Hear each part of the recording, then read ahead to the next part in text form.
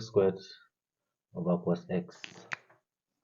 To do that, you make your u to be x squared. That means our u here is equal to x squared. That means if you differentiate u in respect to x, you have 2x, and our v is cos x. Our v is equal to cos x. That means if you differentiate v in respect to x, you get minus sin x. This is what you should always do before you solve this problem. So you take your v, you now use quotient rule. What the quotient rule says, dy dx is equals to v du dx minus u dv dx all over v squared. You keep v, differentiate u, and you keep u and differentiate v.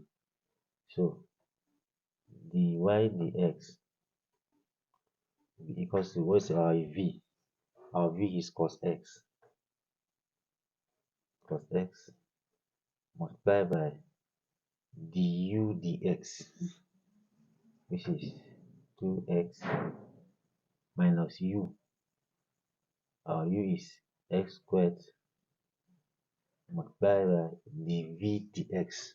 That is minus sin x all over v squared. That means cos x all squared. So we can just go further. Dy dx will be equals to, multiply this corner, you have 2x cos x. Minus times minus is plus. So let's get the plus x squared sin x all over cos square x. You can still go further and you can factor out x here. That means dy dx will be equals to x outside into 2 cos x plus x sin x, everything all over cos